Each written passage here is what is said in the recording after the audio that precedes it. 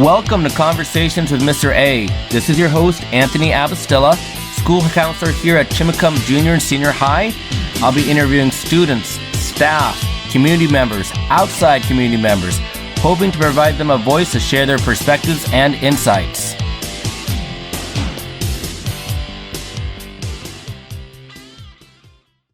Hello and welcome to this week's edition of Conversations with Mr. A. This is your host, Anthony Abastilla. This week I'm with junior student Jade Senter. Jade, thank you for being here this week. Happy to be here. Glad to have you. So let's get started.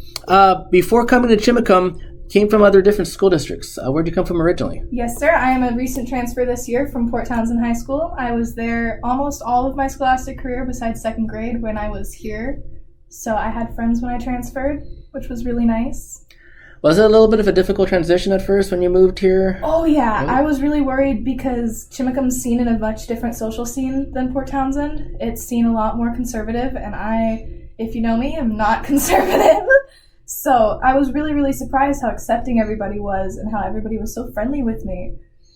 Speaking of which, I want to acknowledge you recently got voted I almost said prom royalty princess. Yes, sir. How'd that feel? I'm so excited. I went from no social life whatsoever to feeling like everybody liked me. It's really cool. Oh. One thing I've known about you, you came in here earlier this school year, registered in. I've always known you as a happy-go-lucky, friendly, extroverted towards others. How did you get that? Where'd that come from?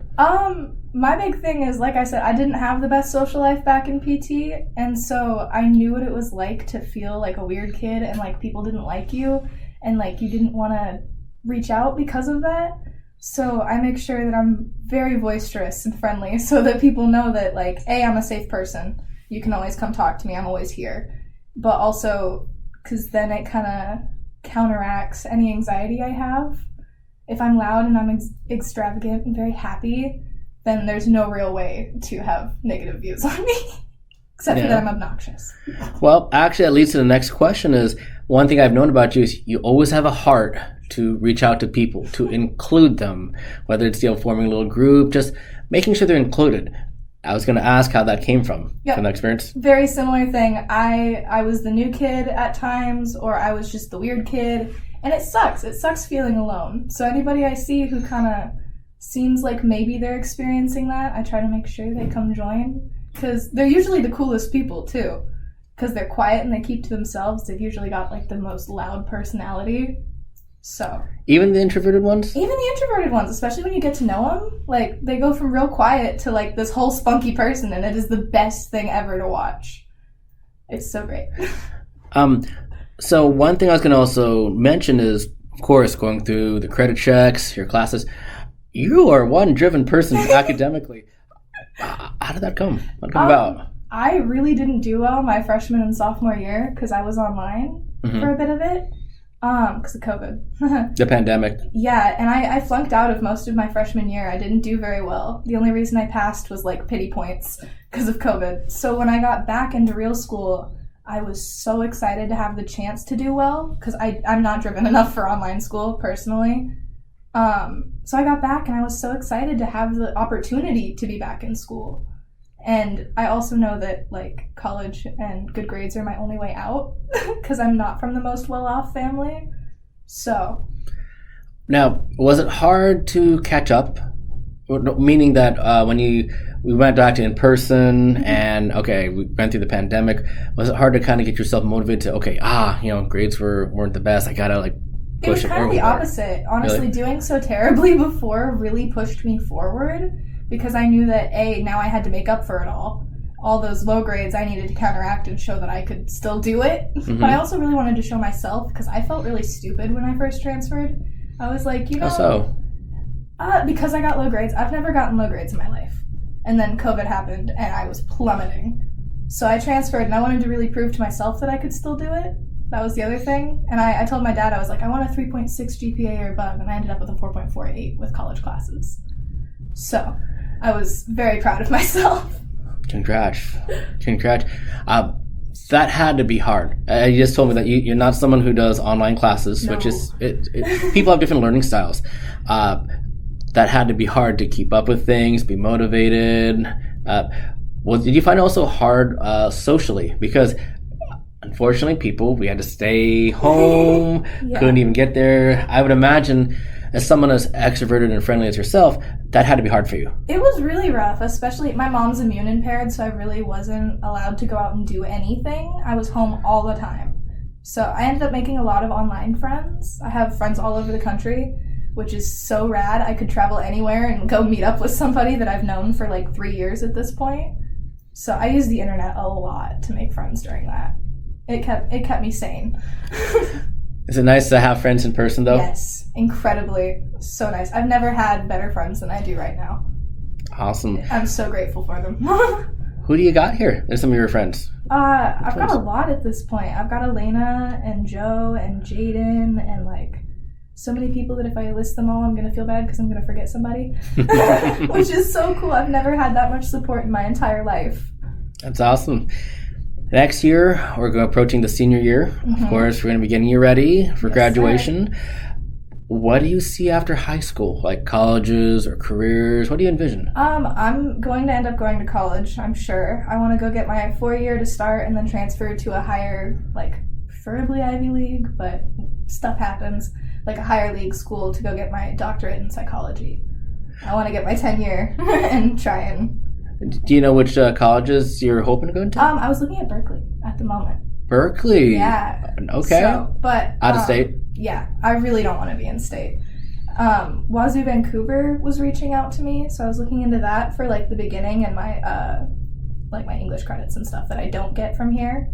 So I'd probably end up somewhere in state for the beginning and then transferring after my 4-year. Okay. You might have answered this question already, but I just kind of want to elaborate a little bit more.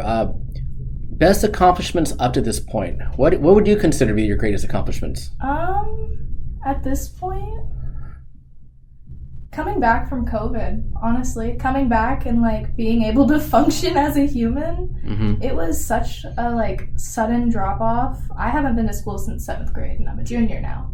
So it was like a 4.5-year gap there of nothing. And I was so scared to come back. And I rocked it. I'm so proud of myself. Well, you should be. Actually, that had to be sudden too. When the pandemic happened, that had to be a complete surprise. Yeah. I dropped out in 7th grade because of anxiety. And then a week later, the pandemic started. Oh, I had already left like a week beforehand. And then the pandemic started. And I had no chance to go back. Wow. So. Wow. Kudos to you. Seriously, kudos. I'm stoked to be back. It's so much better out here than Port Townsend was for me. Just from the experiences? Yeah, just personal experience. But sure. I'm so happy to be out here. Okay. I was going to ask what's some of your biggest struggles, like some of your biggest struggles and challenges. And I'm assuming was that it? Or did you have anything more? The social life in Port Townsend, I really wasn't liked there.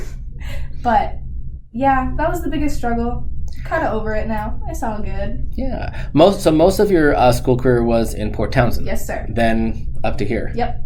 I was here for 2nd grade and that was it. I made elementary school friends that still remember me. That's pretty cool. It's so rad. I have people come up and be like, oh my gosh, I remember. It makes my whole day. Every time. That's awesome. Something to think ahead of the future. So looking at colleges, going to another state, it's going to be moving out. What do you see as some of the future challenges ahead? Like, I'm just thinking, this is a few years down the road, but it's like, okay, you're going to be like out of state, out of the area. Like, what do you see some things, like, how do you envision it looking like? Well, I think my biggest struggle will probably be the state of the economy. Realistically, the cost of living right now is like, oh my God, terrifying to anybody.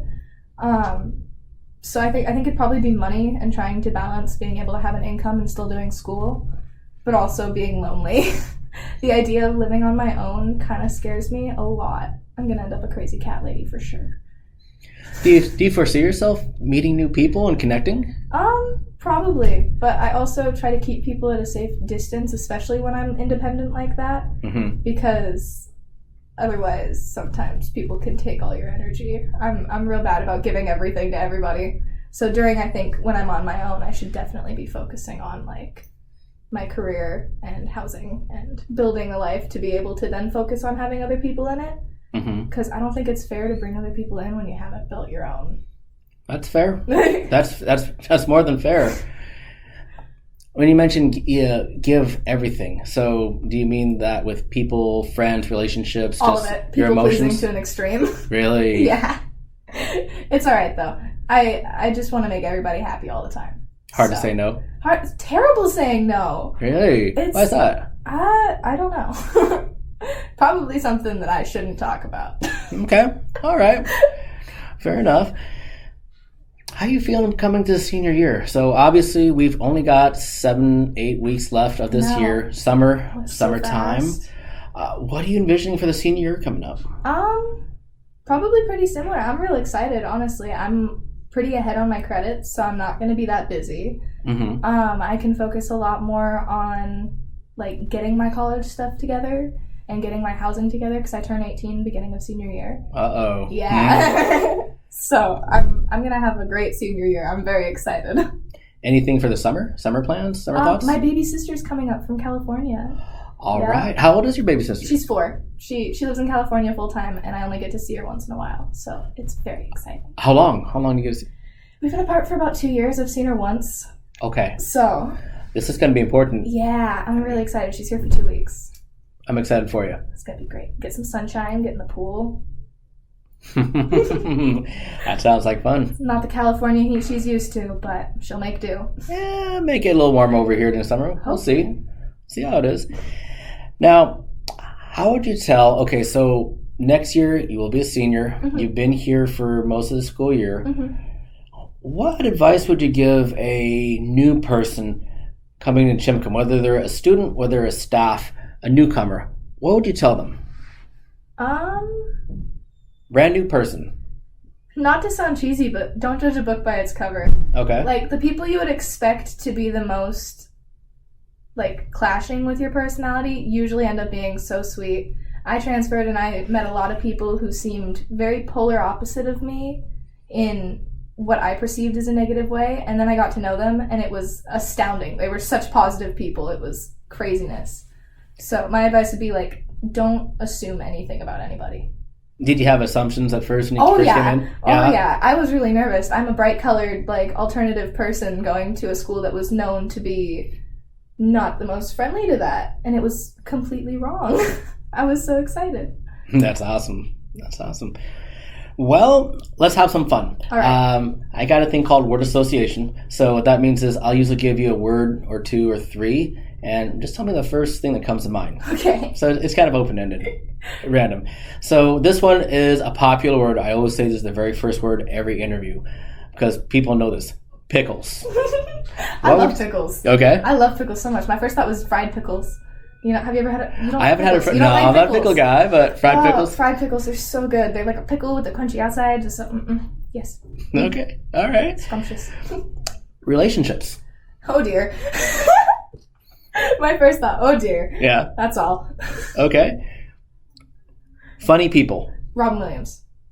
Instantly. Classic. That man is my idol. Some classic movies. Yes, all of them. Mrs. Doubtfire. Yes. That's a classic movie. Classical music.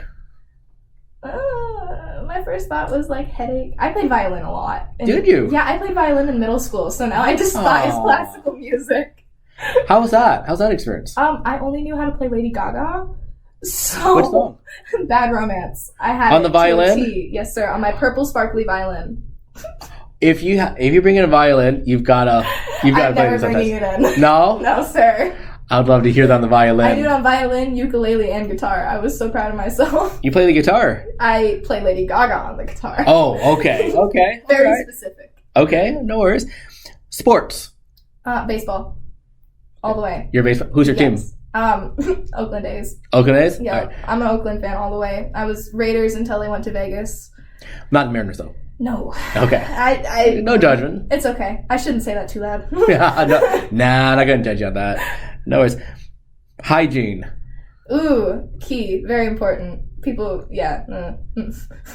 Take some notes, certainly. Okay. All right. Favorite movie? Princess and the Bride. Classic. Yes, Andre the Giant. Yes, Andre the Giant Robin is Williams. amazing. Fantastic. Inigo Montoya is my favorite character from any movie ever. I walk into my kitchen all the time and I'll be like, I'm looking for the six-fingered man. And then my dad starts talking in the voices. It's so great. I love the quote, you killed my father, prepare to die. Yep, I've worn out so many movies of that. So many copies. It's classic. Favorite color? Yellow, all the way. Happy color, sunflowers, sunshine. Okay. Favorite literature book? Ooh, that's a good one. I'll always have a soft spot for The Giver. No? Yeah. Why is that? I read it the first time in like second grade, and I really liked it. Then I read it again in fourth grade, and then again in seventh grade. For our listeners who don't know what The Giver is, can you briefly explain like who wrote it and what the story's about? It's a book written by Lois Lowry in a dystopian society where everything is very, very hyper-controlled. And I read it through multiple different time periods of my life and different mental states. And I noticed new things each time progressively that related to like not only our community today, but also like the possibilities that could happen with the events that are happening nowadays. And it really hit home when I was like getting older and reading it. That sounds like a really cool book. So good. I love it so much. They came out with I think there's multiple. Sun is after it and stuff. I haven't read any of the ones after it. I'm going to check it out. I know. That's what I was just thinking. All right. Well, any final words that you'd like to tell our listeners out there? No. I'm good. Okay. Thanks for listening. Yeah. Jade, thank you so much for taking the time. Of course. I know you're busy. It was definitely a pleasure to have you for this interview for this week. Just happy to be here. Thank you. And that concludes this week's edition of Conversations with Mr. A, featuring Jade Senter. One thing I can say about Jade, she definitely has a heart of gold. Very outgoing, extroverted. She cares about people, and she is definitely a driven individual. See a lot of great things in the future ahead for her. Thank you for listening to this week's edition of Conversations with Mr. A. Stay tuned for next week for more editions and more episodes.